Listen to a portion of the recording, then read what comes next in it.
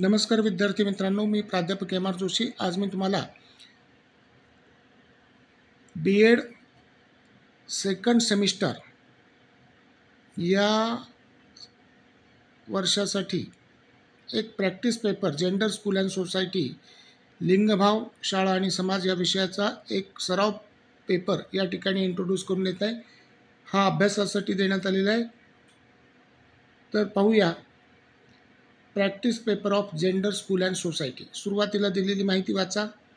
This question paper contains 2 printed pages. Faculty of Interdisciplinary Studies, B.Ed first year, second semester examination, practice paper, education, gender, school and society. सुरुवातीला सूचना दिलेल्या त्या नीट वाचा. Time 3 hours, maximum marks 75. Note B, first question number 1 is compulsory. Second, from question number 2 to 4, solve any 2. Third, from question number 5 to 7, solve any 2.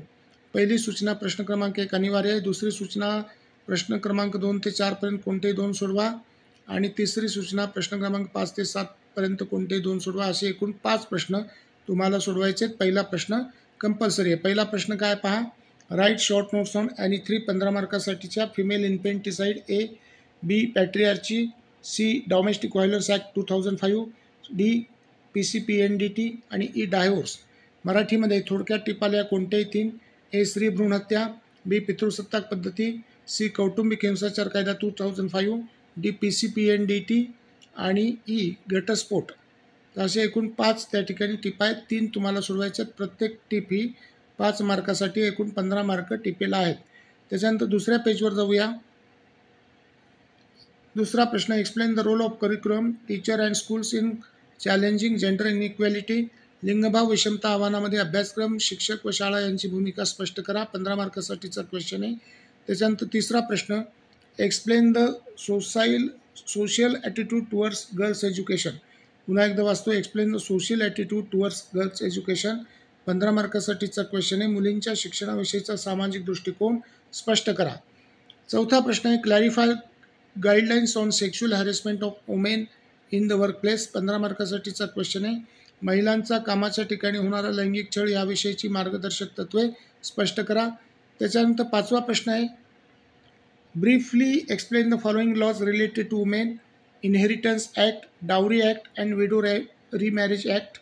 15 मार्कासाठीचा question आहे. महिला विषयक खालील कायदे थोडक्यात स्पष्ट करा. वारसा हक्क कायदा, हुंडाबंदी कायदा आणि विधवा पुनर्विवाह कायदा. त्याच्यानंतर 6वा प्रश्न आहे, explain the difference between sex and gender and discuss about women's issues. लिंग व लिंगभाव यातील फरक स्पष्ट करून स्त्रियांच्या समस्यांबद्दल चर्चा करा. 15 मार्कासाठीचा क्वेश्चन आहे.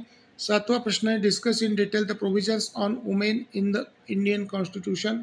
15 मार्कासाठीचा क्वेश्चन आहे, भारतीय संविधानातील महिला विषयक तरतुदींची सविस्तर चर्चा करा. तर मित्रांनो, हा पेपर अभ्यासासाठी देण्यात आला आहे. पहिला प्रश्न आवश्यक असून दुसरा, तिसरा, चौथा याच्यामधून कोणतेही 2 प्रश्न सोडवायचे आहेत आणि 5वा, 6वा, 7वामधून कोणतेही 2 प्रश्न तुम्हाला सोडवायचे आहेत. तर अशा प्रकारचा हा पेपर त्या ठिकाणी असणार आहे. परीक्षेसाठी शुभेच्छा. थँक्यू. धन्यवाद.